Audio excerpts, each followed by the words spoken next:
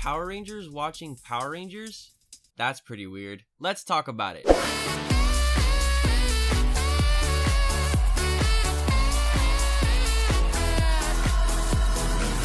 Yo, what's up everybody, it's Este here. Welcome back to another video, and today I will be giving you guys a closer look into one of my favorite episodes from one of my favorite Power Ranger seasons, Power Rangers Dino Thunder. In this episode, the Power Rangers literally watch a Japanese version of themselves on TV.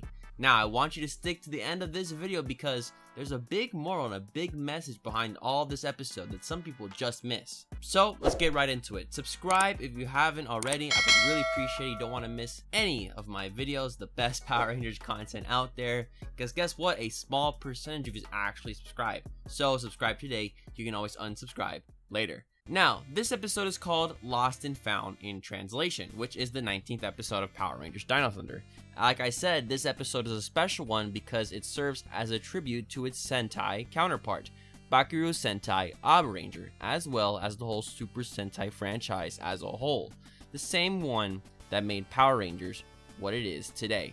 And let me tell you, this episode was hyped to a whole other level. For a lot of people at the time, this was their first introduction to Super Sentai. So, on Sunday, June 13th, 2004, on Jetix, which was the TV block on ABC Family where Power Rangers would play, they had a special marathon called the Made in Japan-athon, in which leading up to the premiere of this special Dino Thunder episode, a marathon of other Dino Thunder episodes would play, alongside a showing of all the different current happenings in Japan at the time. Fun fact, the Jetix block on ABC Family was how I saw my first season of Power Rangers SPD.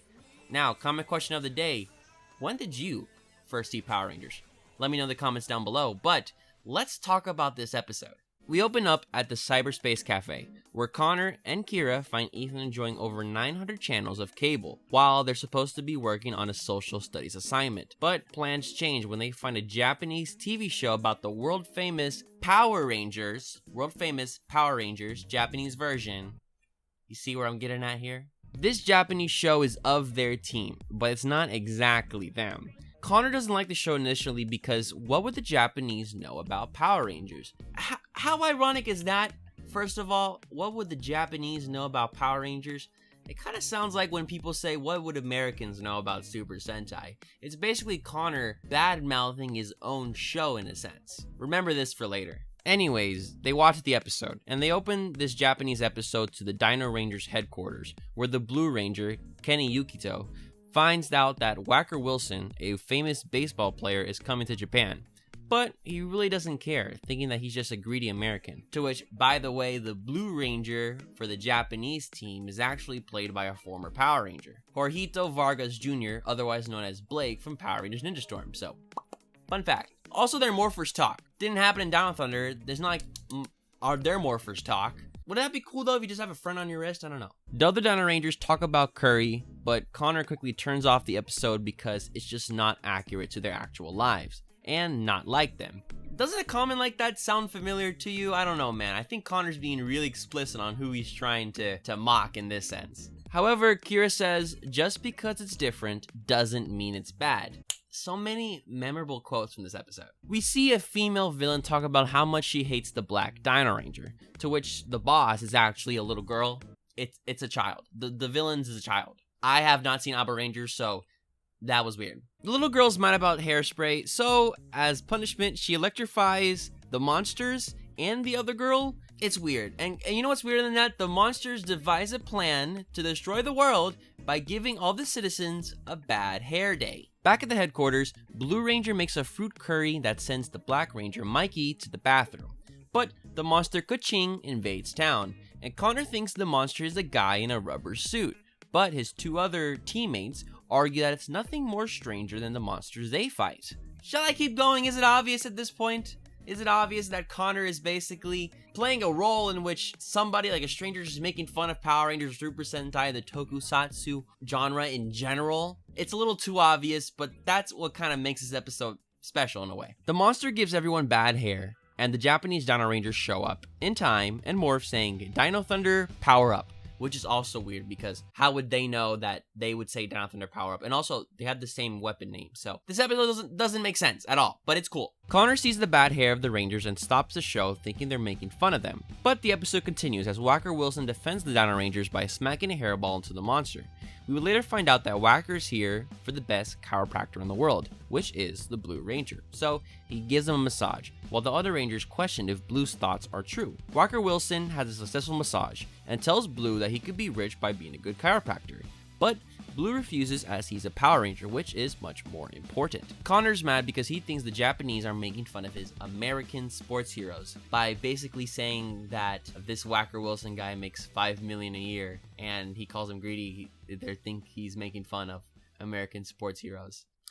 I wouldn't say that's problematic. His teammates think he's overreacting, which is true for him and probably a lot of critics of Power Rangers and Sentai in general. Anyways, Whacker gets bad hair from the monster and cheats in the baseball game, winning bags of money, saying it's the only thing that makes people happy. The Blue Ranger denies his offer once again, as he sees other people in the town obsessed with money wearing those bad wigs. The other Rangers would arrive, and so would the Black Ranger, with money banks to defeat the monster. And he literally arrives in like a dinosaur thing that walks. That's cool. I think that would be cooler than the bikes. But the bikes are also cool. What would you prefer?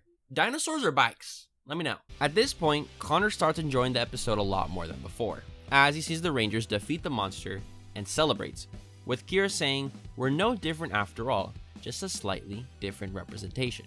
Connor would later on write his assignment about American versus Japanese culture and how it's closer than we think. He would watch the Japanese episode again as we see Whacker learning the error of his ways and the Blue Ranger changing his mind about him. The Rangers would leave the cafe as a new group of kids would come and watch the Sentai show. And that, my friends, is Lost and Found in Translation. A very cool episode, very original, very hyped up, and definitely has a lot of meaning when it comes to people's perception of Power Rangers and Super Sentai and the whole tokusatsu genre in general. This episode uses footage of episode 10 of Abaranger, Abare Leaguer Bind, and keeps a similar story, also using the same music from Abaranger, including its theme song and its sound effects. The footage is dubbed over, and the dialogue is heavily edited to fit more in as a random episode of the show and for more comedic purposes and also for censoring. However, this isn't necessarily a bad thing, as I think it was done really well. It was cheesy and funny, but that's what really kind of make the dynamic important when it comes to the Dino Rangers actually watching this Japanese episode, because Sentai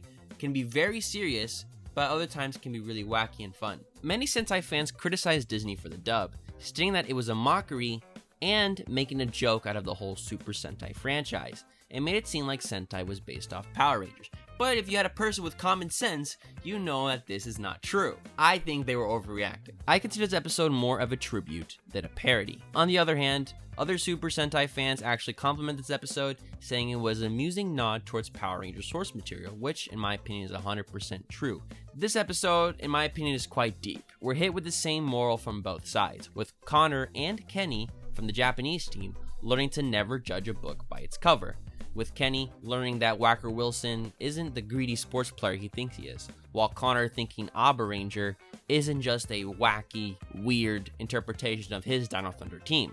Seeing Connor's mood for the show change over time, accepting the show and ignoring all the wacky and weird parts like the monster suits and the comedy, just enjoying the show for what it is. And isn't that what Toku essentially is today? Kira and Ethan were the voice of reason here, making sure Connor knows that even though it's different from what is actually happening, it doesn't necessarily mean it's a bad thing. You can still enjoy it for what it is. And if you think about it, a stranger will look at the shows we watch like Toku and Power Rangers and Kamen Rider and Sentai and just think, oh, this is weird, monsters in rubber suits, bad special effects, bad CGI, blah blah blah. You know what I'm talking about. But we find so much entertainment from this.